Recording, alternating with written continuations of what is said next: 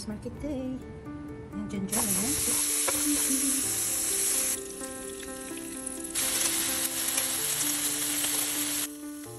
Ang ating nakarap na breakfast.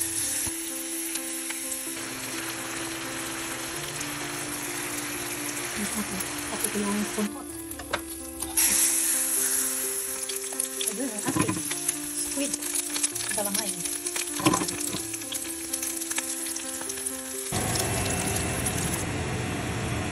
My fruit salad. How does it curry salad? 2 minutes. Perfect ang pagkaluto. Baked whiting fillet. Ayan. Ayun. Successful ang ating bitso. So ito siya. Bulburan mo lang siya ng brown sugar or white sugar after siya maluto. Ganyan lang siya kabilis. Ito kasi ang unang bitso na alam ko.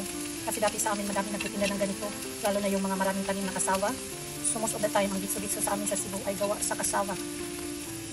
So ito na nga yun. Bitso ni Mrs. G. Cebuano version. Cebu version. You. Happy birthday to you. Gagawa ulit tayo ng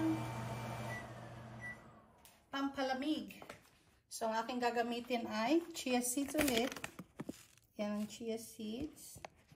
Tapos mangga. And then almond milk. Gaya ng ginawa ko sa isang strawberry drinks or summer coolers.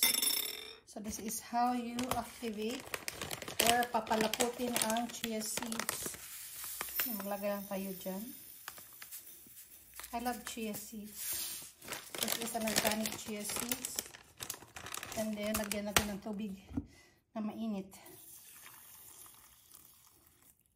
Hanggang lalapot siya. Iwanan lang siya dito ng mga 5 minutes. After 5 minutes, lalapot na to. Para siyang maluluto. Parang okra. Parang sabaw ng okra. Ayan, unti-unti na siyang lumalapot. Tingnan nyo.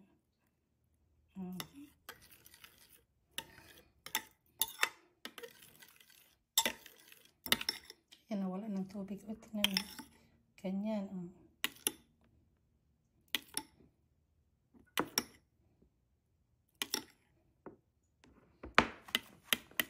galing. Ayan. You can add 1 spoon of this with your 1 glass of water. Inumin mo araw-araw, papalinis ng katawan. Or ilagay mo sa milk, ilagay mo sa iyong juice. Dagdag tayo ng tubig.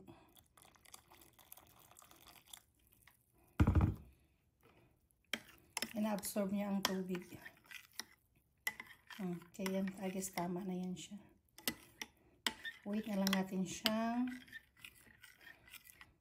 mag-cool down.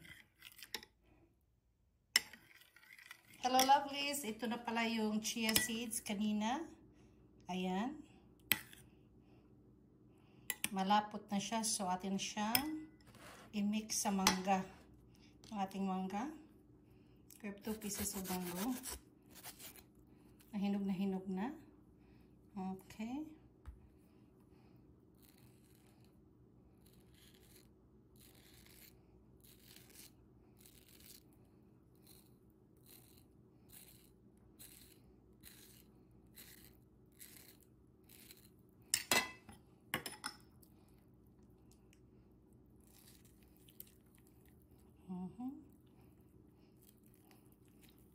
Pwede ko siyang kainin na ganyan lang. Pwede mong lagyan ng ice or lagyan ng gatas.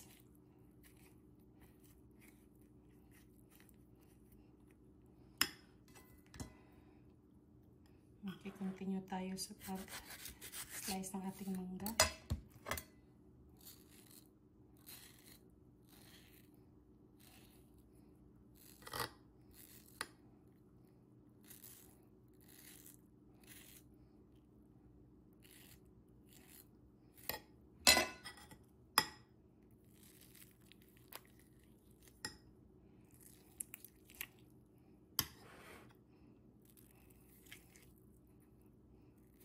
Beautiful life.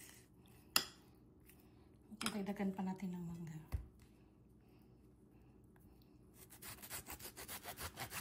Isagan natin sa buto para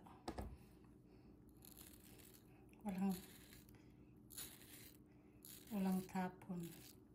O hindi masayang.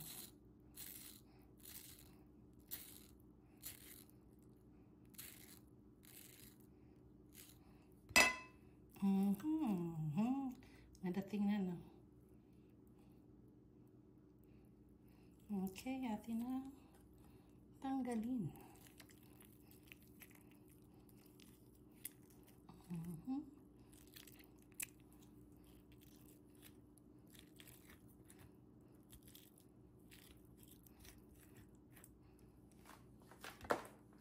Ating i-mix.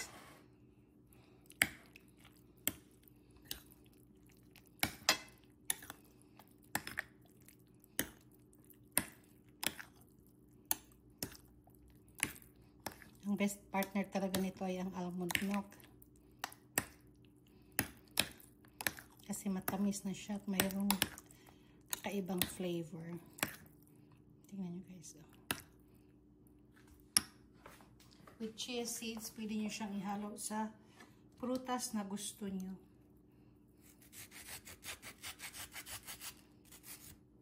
Gawin nyo siyang inumin, gawin nyo siyang snacks, dessert.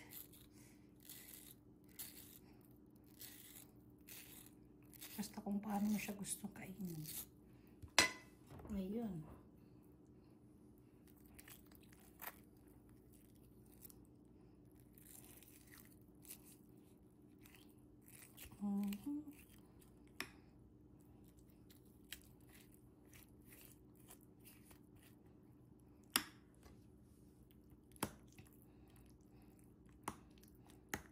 Yan ang ating